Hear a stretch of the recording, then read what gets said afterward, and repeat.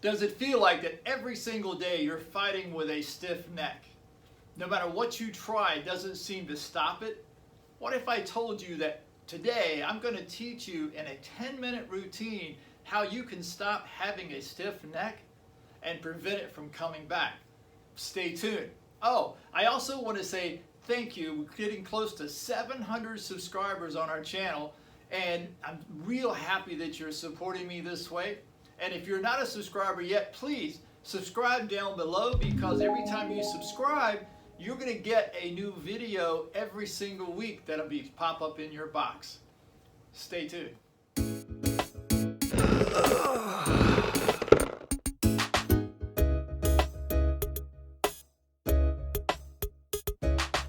Welcome back to the Muscle Repair Shop. My name is Butch Phelps. I'm a functional massage therapist, and today I want to talk about a stiff neck. Now, most people will have a stiff neck from time to time, but some of us have stiff necks like every single day. And those stiff necks can come from sitting in front of a computer, driving your car, reading a book. Anything that you do that your head is leaning forward and even your torso is leaning forward can leave you with a stiff neck.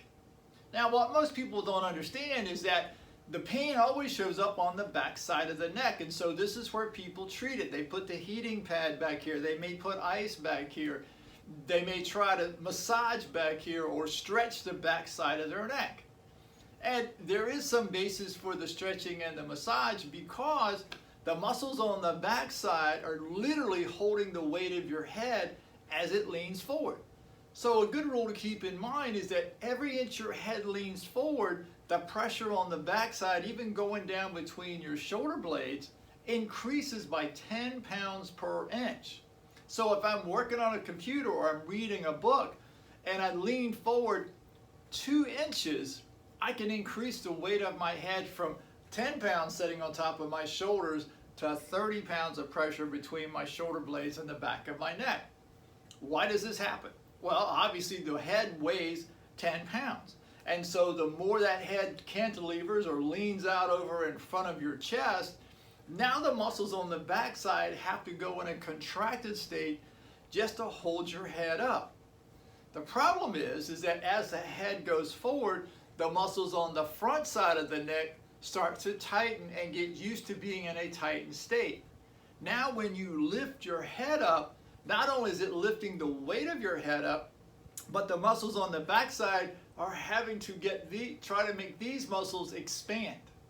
And as they try to do that, it's way too much work on the backside, and the pain can radiate all the way down between your shoulder blades. But there's another thing that happens that people don't understand. 99% of what we do, if we're on a keyboard or we're holding a book reading or we're driving our car, is that our arms are out in front of us. This is going to tighten the muscles on the outside of the chest both times. Well, what happens is that as the muscles here tighten and the shoulders lean forward, so does the head. You can see my head doing just that. In other words, I'll turn a little bit sideways here, but see, as my shoulders go together, my head leans forward at the same time, and that too will cause the muscles on the back side of the neck to tighten. So today what we're going to do is talk about the things you can do to prevent that and even reverse that back so that your head can come up nice and straight, the shoulders can come to the back side. Now, for many of you, tried many things. You may have gone to a trainer, another therapist or whatever, and they suggested that you strengthen your back. Some of them have you to do a seated lat row or a bent over row, or just practice bringing your shoulders back like this here, with the idea that if I can pull my shoulders back, I can keep my posture straight. And that is true for a short period of time. The problem is that your body will start to fatigue out, and as it does, the shoulders will just give in and you'll come back to this position. I mean, think about it. If I gave you a 3-pound weight and I said hold it out here, you could do it for a short period of time. But if I said hold it out here for 3 or 4 hours, the shoulder would start to hurt and eventually the weight would drop. The question is it a shoulder problem or did the muscles just fatigue out? And so the same is true here. If I practice doing this and holding my shoulders back all day, the muscles on the backside are going to tighten on me, and that's going to cause additional pain on the backside, and they will fatigue out, leaving my shoulders back into this position. Even with the head, I've seen people lean up with their back and their head against the wall, and they're pushing their head back, pushing their head back. You can do that, and yes, it'll bring the head back on top of the shoulders, but the muscles here can only hold for so long before they'll just stop. They'll just get fatigued and they'll just stop. And now you'll have a bigger problem, because as these muscles continue to tighten, now lifting your head will become difficult. And so as we age, a lot of times people who are older will be afraid of falling. They'll take shorter strides, and when they do, it puts you back in this position. Maybe if you're younger and you take shorter strides and your feet and ankles aren't bending, you bend the shoulders here. If that's the case, then go to my videos that talks about the calf stretches and the massaging of the feet, and start to change the way you walk to fix that problem. But today, we're going to focus on just up here on the upper body, how to get this to be free so that without effort, you can just hold your shoulders back. Now, I know for a lot of my friends, they always talk about my posture, and they like, I don't know how you hold yourself up like that. And it's like, but I'm not even putting any effort into it. And that's what I want you to have as well, is that once you free here, this is effortless. All right, so let's get started. How do we start with this first? What you can start with is taking your head, let it rest on the palms of your hands here. Take a few minutes and literally feel the weight of your head in your hand. It's a few seconds, okay? So as you do that, and once it rests there, do not use your neck muscles to lift your head up. Use your arms. Lift your head up this way. Now, I've seen some people where the back of their neck is so tight that I literally have them to put their elbows on a table and just let the head rest in their arms at a slightly elevated position. Nothing difficult here. And so when you come back to push up, don't force this to take this all the way up, especially if your neck is tight, because it can cause some pain. What we want to do here is, as you lift your head, breathe out and only hold the stretch for 5 seconds. And then once that's over, release it, let the head come back down, and repeat it 10 times. Now, what's going to happen with that 10 times is every time you do that stretch, your brain's going to see that that's a safe movement. And once it sees it's a safe movement, it'll let it go. Think about this. If you did splits every single day and somebody said, hey, Bob's coming over, Emily's coming over, she's going to do splits for us today, you would not even think about it, right? But if you've never done a split and somebody says that, you'd be freaking out. Well, the same thing is true here. If I can hold my head up and there's no effort, I don't have to think about it. But if I hold my head up, and the longer I hold my head up, the pain increases back here. Over time, my brain is going to start to say, whoa, don't lift your head up too high because that's going to hurt. And then before you know it, you're walking around like an old man or an old woman. We don't want to do that, right? So that's the thing to work on the front side of the neck. Now, keep in mind that on the back side here, there is tightness in the muscles there. And what I would do there is take a tennis ball, put it in a sock.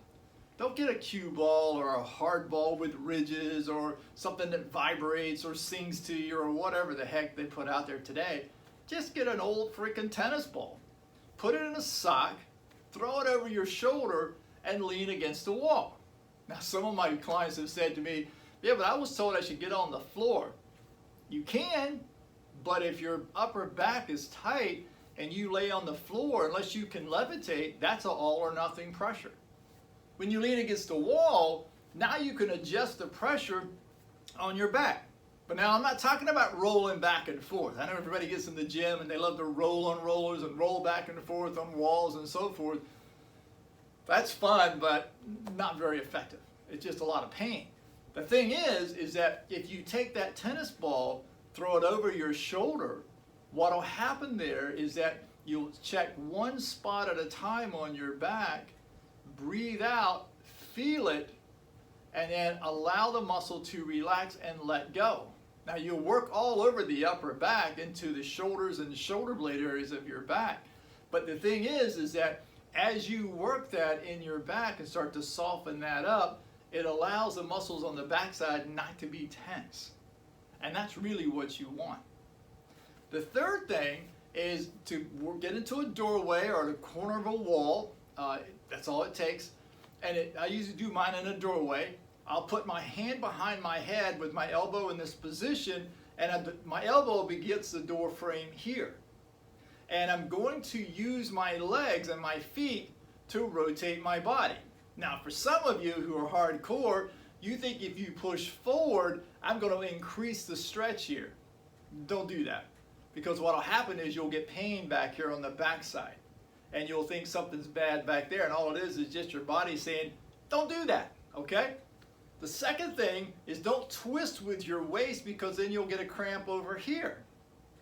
Use your feet and rotate your feet away. In other words, I'm using my right arm, so I'm rotating to the left here. If I was using my left arm, I'd rotate to the right. But use your feet. And here's the other thing. When you're doing this, stop visualizing that you're pulling a piece of taffy, because those muscles attach on each end. They don't get any longer and they don't get any shorter. If they got longer, they start sagging around your joints. If they got shorter, that's a whole other set of problems. You need surgery to put it back together. All we're doing is releasing the tension in this muscle here as you're rotating your body away from your arm. That's all. I'm not looking for pain here. I'm not looking for something magical to happen. But as you do this 10 times, and you'll start to feel this letting go. And each time you do this, breathe out as you turn your body away from here to stretch this out, and only hold it for 5 seconds at a time. If you can do that, those 3 things will change the pattern of your stiff neck. And I'll go into more detail in other videos about that. But the thing is that's 3 things you could do in 10 minutes every day. You could do them 2, 3, 4 times a day if you need to. In other words, if you have a job sitting in front of a desk all day, you could do those 3 or 4 times a day. Take you 10 minutes, and you can stop having a stiff neck and going home grumpy and all those cool things. But anyway, if you like what you've heard today, please subscribe down below so you can keep getting these videos each week. Don't forget to share them with friends that you think would help. Please always leave comments. I want to know how well you're doing as you do these things that I'm suggesting, because these are not easy. They sound easy, but they're not easy. And the thing is that I want to be able to help you get through those steps, because once you get it, I'm telling you, you'll be amazed at how different you'll feel. And so for now, see ya.